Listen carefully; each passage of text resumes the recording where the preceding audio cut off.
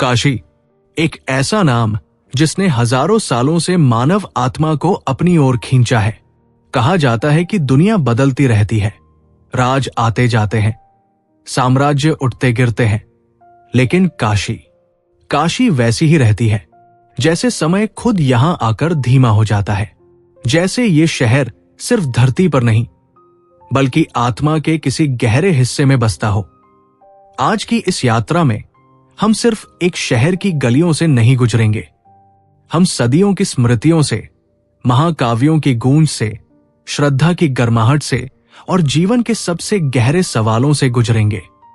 काशी सिर्फ एक जगह नहीं, एक अनुभूति है, एक स्पंदन है, एक अंतहीन संवाद है मन और ब्रह्मांड के बीच। सुबह का समय है, सूर्य अभी अभी गंगा के ऊपर अपना पहला सुनहरा हाथ फैलाता है। पानी पर हल्की सी धुंध तैर रही है और हर लहर पर किसी अनकही कहानी की छाया हिलती दिखाई देती है।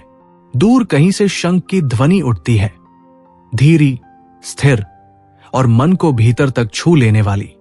ऐसा लगता है जैसे शहर अभी जागा नहीं है बल्कि धीरे धीरे कोई प्राचीन मंत्र दोहरा रहा है।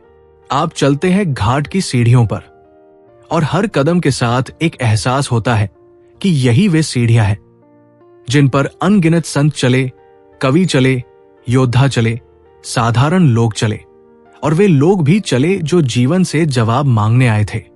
यहां आकर हर किसी को लगता है कि कोई अदृश्य हाथ सिर पर शांति रख देता है।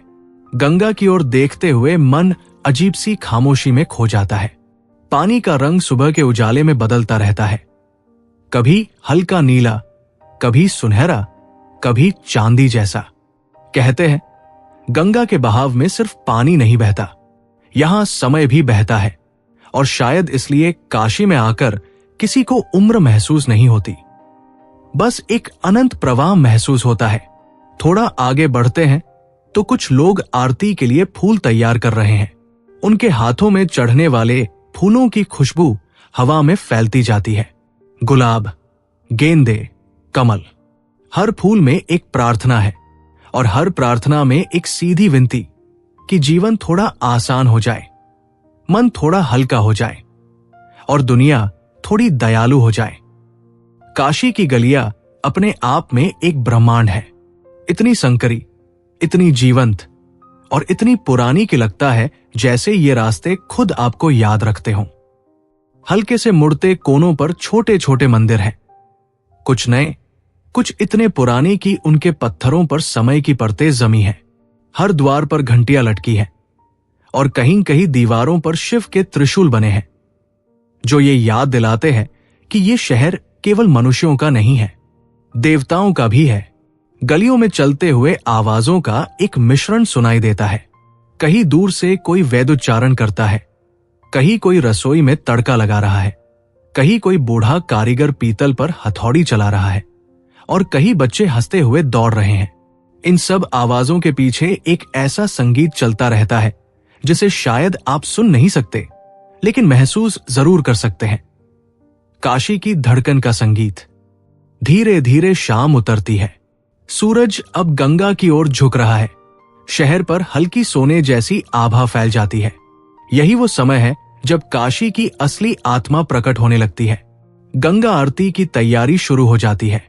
पुरोहित सफेद वस्त्रों में सजते हैं, दीपक सजाए जाते हैं और लोगों की भीड़ चुपचाप इकट्ठा होने लगती है। हर कोई इंतजार करता है उस पल का जब गंगा के सामने दीपकों की लौ उठेगी और पूरा वातावरण प्रकाश और मंत्रों से भर जाएगा। आरती का पहला घंटा बजता है और हवा जैसे कांप उठती है। फिर मंत्रोच्चार शुरू होता है।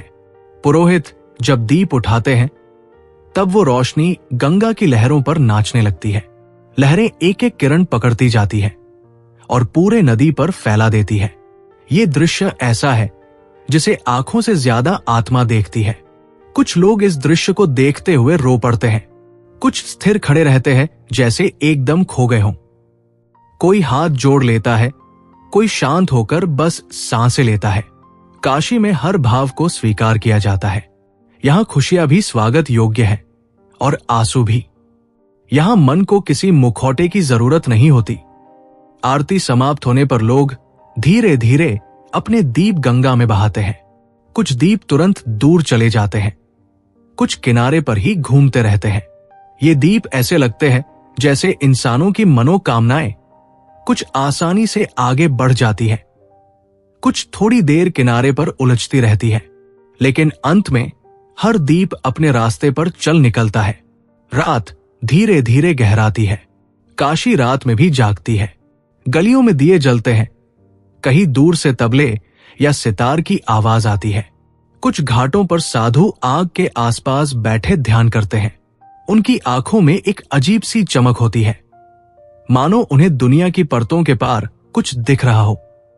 काशी में रात को महसूस होता है कि ये शहर सोता नहीं, शायद इसलिए क्योंकि यहां जीवन और मृत्यु दोनों को एक समान आदर दिया जाता है। मणिकर्णिका घाट, जहां जलते चिताओं की रोशनी हवा में तैरती रहती है, हमें याद दिलाता है कि अंत भी एक शुरुआत है। यहां मृत्यु को डर से नहीं, सहजता से देखा जाता है। ऐसा लगता है जैसे काशी हर आत्मा से कहती हो, तू यहां आकर मुक्त है, जैसे चाहे वैसे जी और जैसे चाहे वैसे आगे बढ़। और इसी एहसास में काशी अपने आगंतुकों को बदल देती है, चाहे वो यहां एक दिन के लिए आए हों या एक महीने के लिए, चाहे उनके पास बहुत सवाल हो या बिल्कुल ना हो। काशी हर व्यक्ति को कुछ न कुछ लौटा देती है, कभी शांति, कभी साहस, कभी स्पष्टता और कभी सिर्फ इतना कि दिल हल्का हो जाए। काशी सिर्फ पुरातन नहीं है, ये जीवंत है, ये धड़कती है, ये सुनती है और शायद इसलिए जो भी यहां आता है लौट कर जाने के बाद भी खुद को थोड़ा सा अलग पाता है, जैसे उसके भीतर कोई पुरानी धूल साफ हो गई हो, जैसे किसी ने कंधे पर हाथ रखकर कहा हो, सब ठीक हो जाएगा। काशी दुनिया से कहती है, जो तुम ढूंढ रहे हो वो बाहर नहीं, भीतर है। और अगर भीतर तक पहुंचने की यात्रा शुरू करनी है तो यहां बैठ जाओ, कुछ मत करो, बस शहर को महसूस करो, गंगा का बहाव सुनो, किसी मंदिर की घंटी का कंपन महसूस करो, किसी साधु की शांत सांसों को देखो। धीरे धीरे तुम अपने भीतर उतरने लगोगे। और शायद यही वजह है कि काशी को आनंदवन, अविमुक्त और मोक्ष की नगरी कहा गया है। ये वो स्थान है जो धरती का हिस्सा होकर भी धरती जैसा नहीं लगता। यहां समय और आत्मा एक दूसरे से बात करते हैं। यहां जीवन और मृत्यु समानांतर नहीं, बल्कि एक ही वृत्त के दो बिंदु है। काशी अंत नहीं, आरंभ है। ये वापसी नहीं, पहचान है। ये प्रश्न नहीं, उत्तर है। और इस शहर की हर सांस हमें याद दिलाती है कि मनुष्य कितना छोटा है और ब्रह्मांड कितना विशाल, पर दोनों एक दूसरे में कितनी खूबसूरती से घुल जाते हैं।